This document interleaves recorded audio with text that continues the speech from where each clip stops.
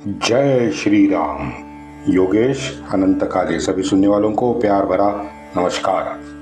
मित्रों, जैसे ही नाना की जून में मृत्यु की खबर पूरे भारतवर्ष फैली, वहाँ हैदराबाद का अपना हरा टिड्डा निजाम अली वहाँ हैदराबाद से बिल से बाहर निकल आया।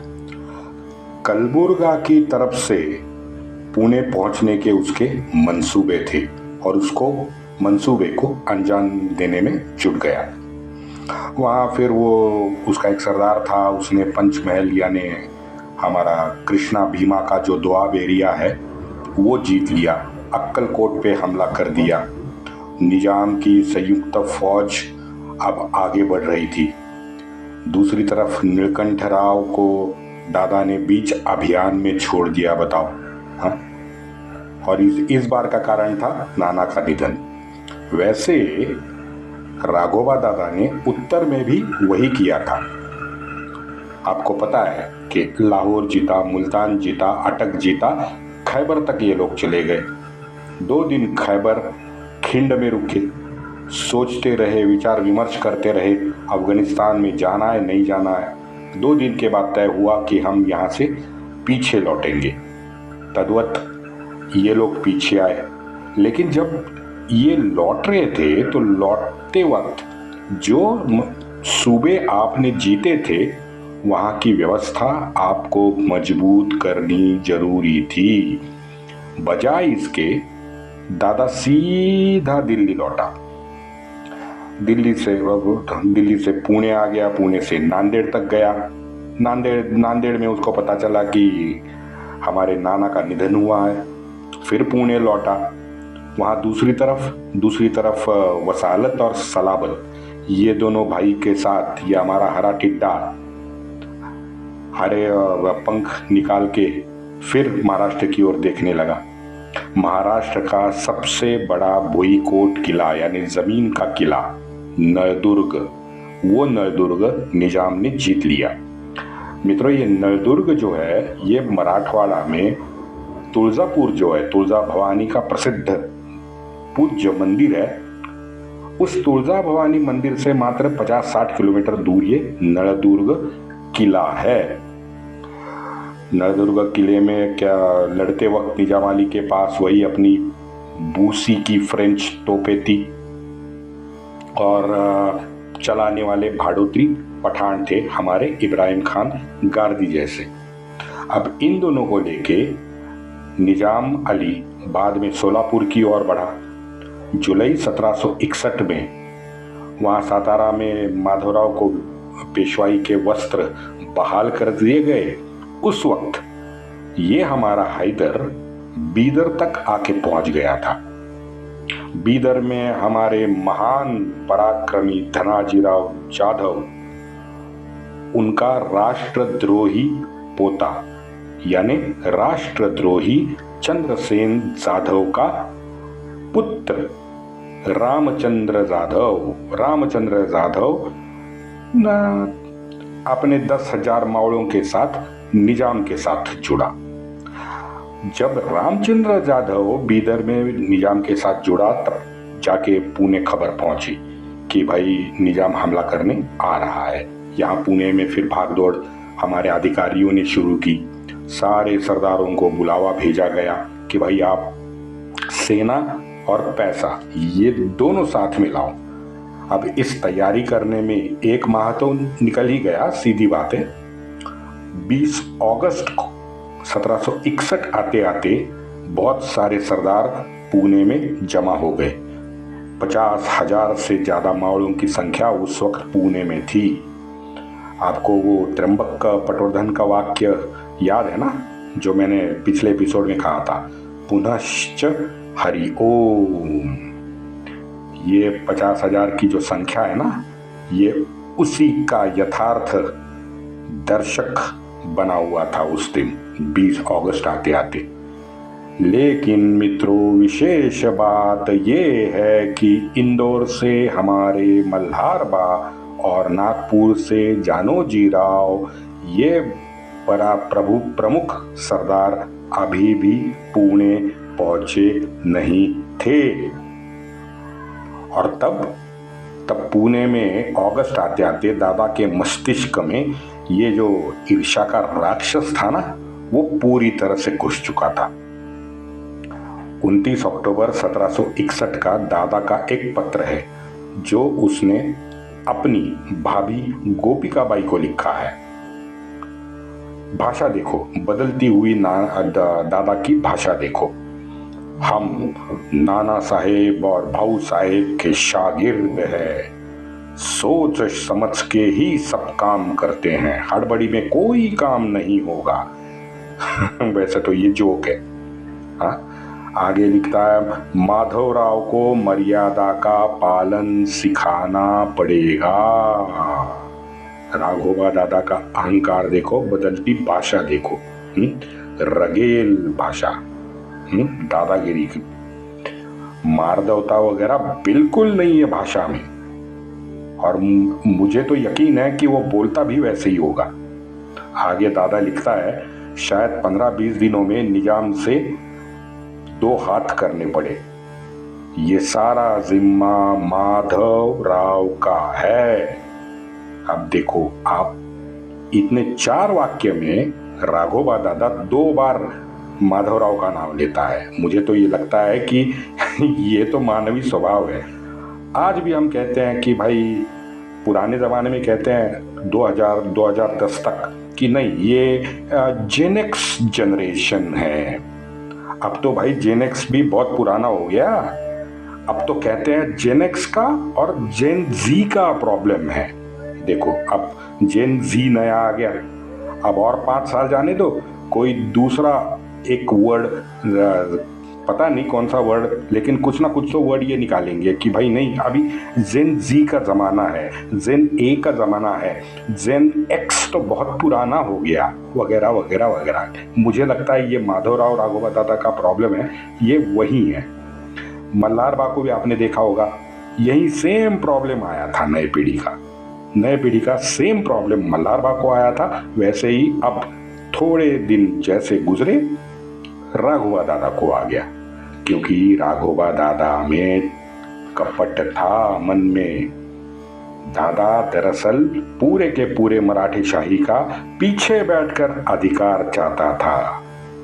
आजकल हमारा एक वो अधेड़ उम्र का युवा नेता घूम रहा है ना, पूरे विश्व में घूमता है, पता नहीं सबको गाली देते फिरता है। पंतप्रधान का, मैं भारत सरकार का एक अधिकृत कागज उसने सबके सामने फाड़ दिया था। पता है ना आपको। आगे बढ़ते हैं, बस वही है, वही यही सब ये मन की सोच है जो हर एक की अलग होती है। माधवराव दादा के हर निर्णय के विरुद्ध सोच रखने वाला था और मुखर भी था अपनी माँ की तरह। आगे दादा उस पत्र में लिखता है, हमारे सामने तो आज्ञा का पालन माधवराव करते हैं, लेकिन उसके बाद उस निर्णय में अड़ंगे भी लगाते हैं। अब जैसे ये राघोबा दादा चाइल्डिश बन गया। 16 साल के माधवराव से अब 1-to-1 झगड़ना शुरू हो गया। बताओ इसको क्या कहें। जाहिर है माधवराव नए पीढ़ी की नए सोच रखने वाला तेज तर्रार और बुद्धिमान युवक था, और उसके सामने कौन था? ये चाइल्डिश, ये देने वाला, रीजंस देने वाला, ये स्वार्थी हमारा राघोबा दादा। अब इसको तो माधवराव से परेशानी होनी है। वही हुआ, हर चीज में वो माधवराव से टकराता था, हर चीज में। वहां पुणे में सारी फौज एक साथ जमा होने पर पौष और माघ, ये 2 मास के अंदर हम मुख्य लड़ाई के लिए तैयार होंगे, दादा कहता है। अब इस बीच कितने महीने, दादा कहता है आगे, इस बीच 2-4 में किले अगर हमारे हाथ से निकल गए तो उसको उठाने में हम लोग सक्षम हैं। आज जो चारों दिशाओं से हम पे हमला हो रहा है, एक बार निजाम को निपट ले, सारा का सारा माहौल ठंडा पड़ जाएगा। आगे श्री कृपा, जो होना है वही होकर रहेगा। ये पूरा नाना का पत्र है। पत्र की भाषा आपने समझ ली। आपको सुन के ही नाना का दादा का अहंकार भी ध्यान में आया होगा, और उसकी जो बेचैनी है मन की, वो भी आपको सुनाई दी होगी। उसके मन की दोलनमय अवस्था भी आपको सुनाई देती होगी। लेकिन ये राघोबा दादा की गत 15-20 साल से वृत्ति रही है। सामने गोपिका बाई को उसने पत्र लिखा था अपने भाभी को।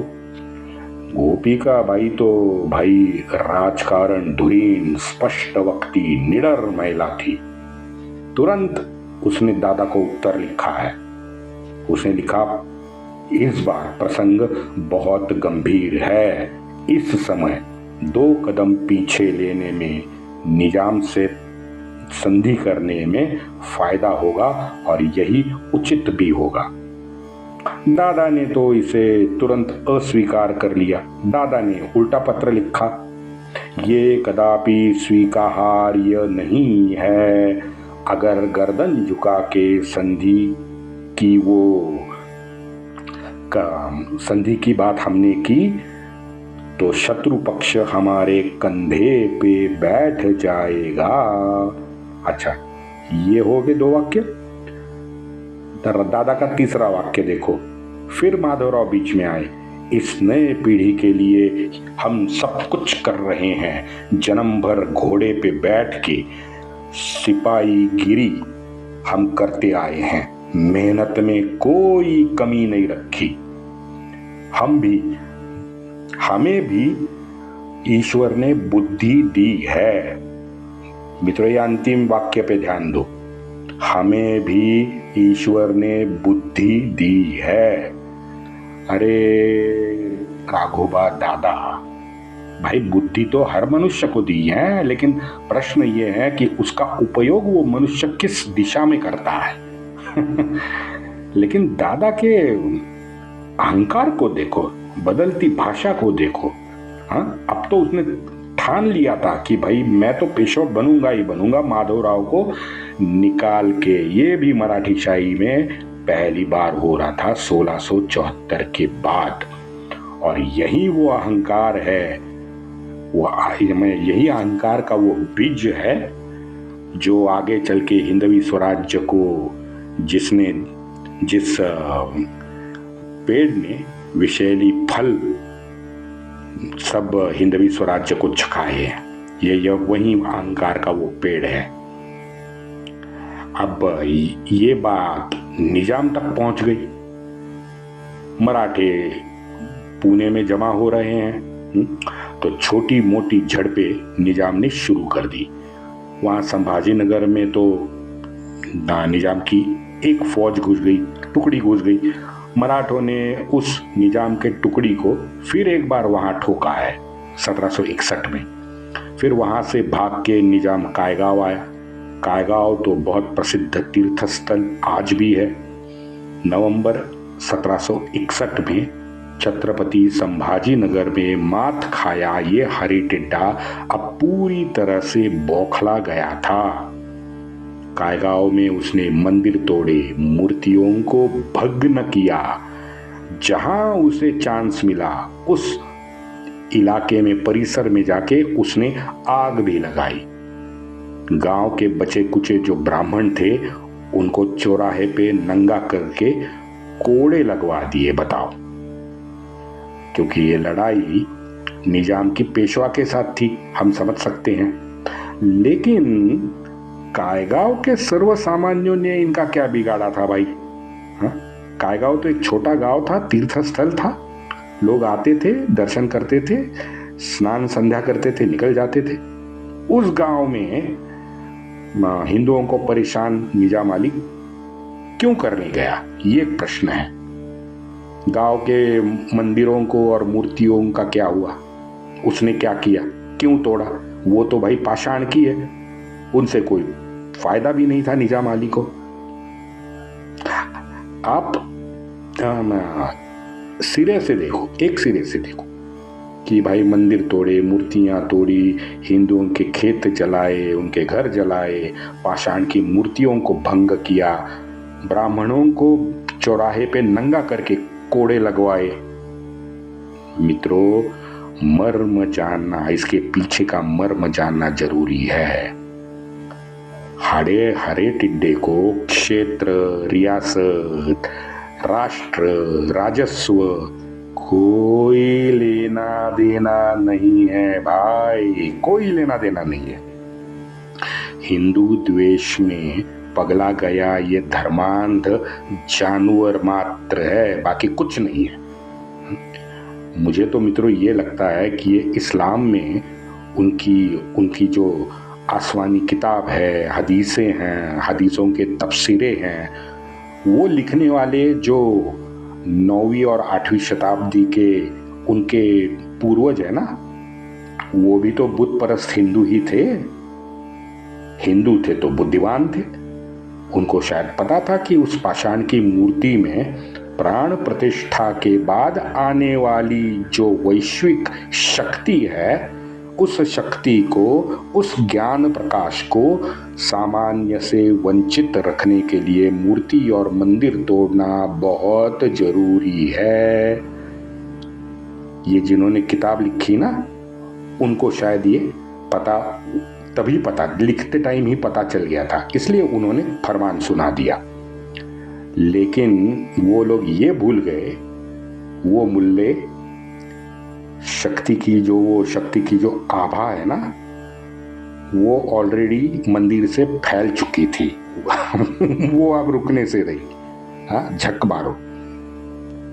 मुल्लाओं ने तो जाहिर अभी तक वो लाल टोपी भी बोलता था, गजवाए हिंद इस्लामिक रिपब्लिक ऑफ इंडिया उनको बनाना है 2047 तक। ये उन्होंने दावा कर रखा है कि भाई हमको इस्लामिक रिपब्लिक ऑफ इंडिया बनाना है ना। और उसी के लिए कर्नाटक से लेके बंगाल तक, आसाम से लेके केरल तक, वो बस जैसे सुअर बढ़ते हैं ना संख्या में, वैसी संख्या बढ़ाते चलते चले गए हैं। आज 500 एपिसोड अभी होने वाले हैं मेरे, लेकिन आज भी मैं आश्वस्त हूं कि एक ना एक दिन हमारे जो भोले मासूम श्रद्धावान हिंदू है ना, एक ना एक दिन ये जर जोरू जमीन, हाँ, ये त्रैसूत्री का खरा अर्थ जो होता है, सच्चा अर्थ, वो उनके समझ में आएगा। मैं आश्वस्त हूं। और बस, वंदे मातरम।